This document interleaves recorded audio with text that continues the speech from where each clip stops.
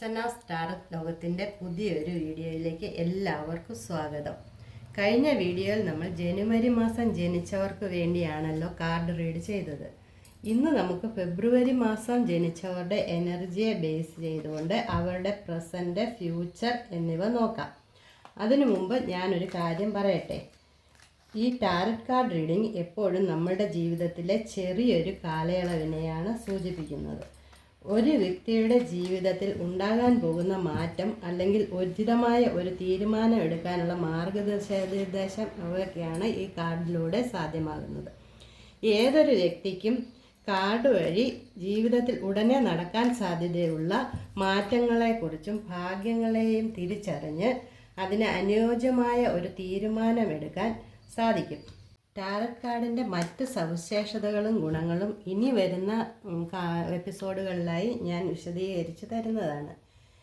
ഇനി നമുക്ക് ഫെബ്രുവരി മാസം ജനിച്ചവരുടെ റീഡിംഗ് ഒന്ന് നോക്കാം. ന്യൂമറോളജി പ്രകാരം ഫെബ്രുവരിയിൽ ജനിച്ചവർ നല്ല ദൃഢനിശ്ചയം ഉള്ളവരും ലക്ഷ്യപ്രാപ്തിക്ക് വേണ്ടി അക്ഷീണം പ്രവർത്തിക്കുന്നവരുമായിരിക്കും. സത്യസന്ധരും സ്ട്രേറ്റ് ഫോർവേഡുമായ ഇവർ നല്ല ക്ഷമാശീലരുമാണ്. ഇവർ ഒരിക്കലും നല്ല ഒരു കേൾവിക്കാരായിരിക്കുകയില്ല. ഏത് അവസ്ഥയിലും ജീവിത പങ്കാളിയെയും അടുപ്പമുള്ളവരെയും കൈവിടാതെ ഇവർ വളരെ നല്ല രഹസ്യ സൂക്ഷിപ്പുകാരും കൂടിയാണ്. ഇനി നമുക്ക് ഫെബ്രുവരി മാസം ജനിച്ചവരുടെ റീഡിങ്ങിലേക്ക് കിടക്കാം. ആദ്യമായി വന്നിരിക്കുന്നത് 9 of pentacles, ace of wands, 7 of wands, 8 of cups, the sun, strength, 4 of swords, page of pentacles. Overall energy വന്നിരിക്കുന്നത് 6 ഓഫ് പെൻഡക്കിൾസ് ആണ്. ഇത് ആദ്യത്തെ കാർഡ് നമ്മളോട് സൂചിപ്പിക്കുന്നത് ധനപരമായി നമുക്ക് നല്ല സമയമാണ് എന്നാണ്. രണ്ടാമത്തെ കാർഡ് ഏസ് ഓഫ് വാൻഡ്സ് സൂചിപ്പിക്കുന്നത് നമ്മൾക്ക് ബുദ്ധിപരമായി എന്തോ ഒരു തുടക്കത്തിലേക്ക് പോകാമെന്നാണ്. നമുക്കൊരു പുതിയ സംരംഭമാകാം, അല്ലെങ്കിൽ പുതിയ എന്തെങ്കിലും കാര്യങ്ങൾക്കൊരു തുടക്കമാവാം.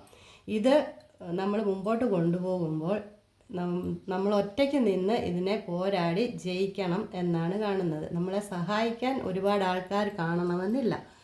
ഒറ്റയ്ക്ക് തന്നെ പോരാടി ജയിച്ച് മുമ്പോട്ട് പോകാമെന്നാണ് ഈ കാർഡ് കാണിക്കുന്നത്. ഇത് ഇങ്ങനെ മുമ്പോട്ട് പോകുമ്പോൾ ഇനി വരുന്ന സമയത്ത് നമുക്ക് സക്സസ് ആണ് വരുന്നത്. നമ്മൾ തുടങ്ങിയ കാര്യങ്ങളിൽ എന്തായാലും സക്സസ് ആണ് വരുന്നതെന്നാണ് കാണുന്നത്. അതിലൊരു സ്ട്രെങ്ത്തും കൂടി വരുന്നുണ്ട്. എന്തും നമുക്ക് നേടിയെടുക്കാനുള്ള ബലം നമ്മളിലേക്ക് എത്തുന്നു. എന്നാൽ കാര്യങ്ങൾ ആലോചിച്ച് മാത്രമേ ചെയ്യാവൂ എന്നുകൂടി ഈ കാർഡ് സൂചിപ്പിക്കുന്നു.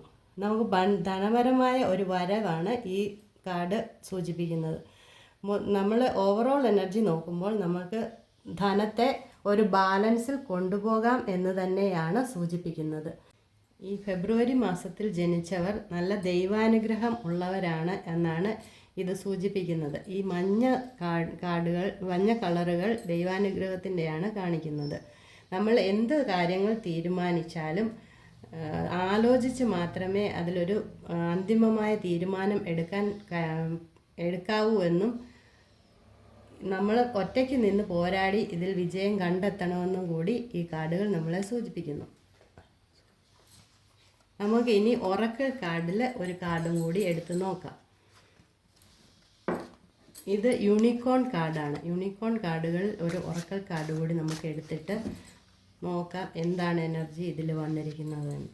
വിസ്ഡമാണ് കാണിക്കുന്നത്. Act with wisdom and people will respect you. നമ്മളെ എല്ലാവരും റെസ്പെക്റ്റ് ചെയ്യുന്ന ഒരു അവസ്ഥയിലേക്കാണ് നമ്മൾ പോകുന്നതെന്നാണ് ഈ കാർഡ് നമ്മളെ ഓർമ്മിപ്പിക്കുന്നത്. ഇതൊക്കെയാണ് ഈ ഫെബ്രുവരി മാസത്തിൽ ജനിച്ചവരുടെ മുമ്പോട്ടുള്ള എനർജി. ഈ വീഡിയോ ഇഷ്ടമായെങ്കിൽ ലൈക്ക് ചെയ്യുകയും ഷെയർ ചെയ്യുകയും സബ്സ്ക്രൈബ് ചെയ്യുകയും കൂടി ചെയ്യുക.